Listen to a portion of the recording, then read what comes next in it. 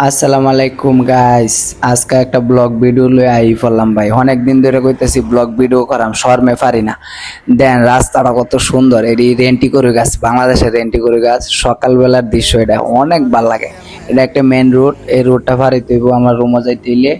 আর রাত্রে ডিউটি করছিলাম, রাত্রে 8টার সময় গেছি, মানে 8:30 বাজে সকাল। এই ডিউটি শেষ করে রুমে যাইতেছি। অনেক সুন্দর একটা জায়গা, রেন্টি করে গাছ, এর মাঝে মেন রুট, অনেক ভালো লাগে। এই জায়গাটা দেখেন একবারে গ্রামের মতো, অনেক সুন্দর লাগে। সকালে 8টা যাইতে যা ভাল লাগে। অনেক মানুষের এই সাইকেল কিনে, কিন্তু আমি কিনি না।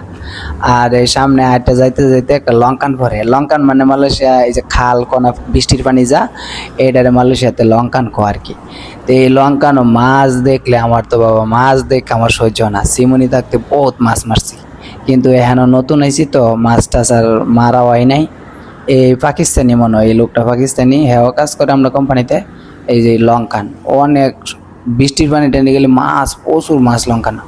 এই রাস্তাটা দেন কত সুন্দর একটা রাস্তা, সেম বাংলাদেশের দৃশ্যের মতো। কড়ই গাছ আছে, আবার রাস্তাটা স্ট্রেট সোজা, অনেক ভাল লাগে এই রাস্তাটা দেখা। এই দুজনে মায়ানমার, আমরা কোম্পানিতে কাজ করে, একই কোম্পানিতে কাজ করে। এরা হাইটা হাইটা যা, দেখেন রাস্তাটা কত সুন্দর।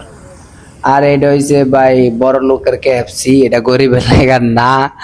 আমি আগে কোম্পানিতে থাকতে খাইছিলাম 2-4 বার মনে হয়, কিন্তু ইদারিং আর খাওয়া হয় নাই। কাজ কামের অনেক সমস্যা, বেতন আসলে সত্যি কথা বেতন সুবিধা না, এই কারণে আর খাওয়া হয় না। বড় লোক করলে ভাই কাম হইব না মালয়েশিয়া, এটা টেহা কামাতে। এই জায়গাটা দেন, এন আছে একটা পেট্রোল পাম্প আছে হাতের বাম পাশে, এই যে অনেক সুন্দর জায়গাটা। আর পেট্রোল পাম্পের আশেপাশে তো এরা সুন্দর করে রাখে।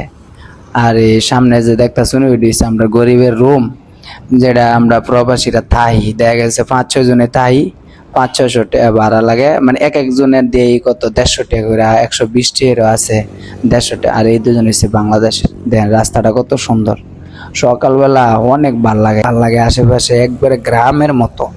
এই যে এই উপরে রুমগুলো আছে না, নিচে মার্কেট দোকানপাট, আর উপরে এই রুমগুলো আমরা ভাড়া লইয়া থাই।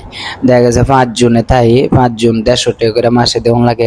অবশেষে আইতে আইতে প্রায় আমার বাগিনা রায়হান বাগিনার রুম আয় পড়ছি। এখন আমার পার্সেল হয়, সকালের নাস্তা 3 বেলায় পার্সেল কিনা খাই। সকালে নাস্তা দেয়, দুপুরে দেয়, আর রাত্রে দেয়। এই যে নাস্তা তো হয়ে গেছে, এনতে নাস্তাটা লইয়া আবার আইতে যাইতে হবে আমার রুম। সে পানির একটা ফিল্টার, এনতে পানি নিতে হয় 20 পয়সা দিয়ে পানি লই। কোম্পানিতে যাওয়ার সময় 1 বোতল লয়ে যায় 2.5 লিটার পানি, আর যখন রুম আই তখন 2.5 লিটার পানি লয়ে যায়। 20 পয়সা লাগে এই বোতলটা ভরাইতে। এই বোতলটা ভরাইতে ভরাইতে আমার রুমটা একটু সামনে আইতে যাইতে হয়, এই একটু সামনে। এই হচ্ছে আমার গরিবের রুম। রুমটা অবশ্য দেখাইতারি নাই, এনে সিঁড়ির মেঝে, মানে এনে লাইট নাই। এই রয়েছে সিঁড়ি, এনটা গিয়া 3 তলার মেঝে আমার রুম।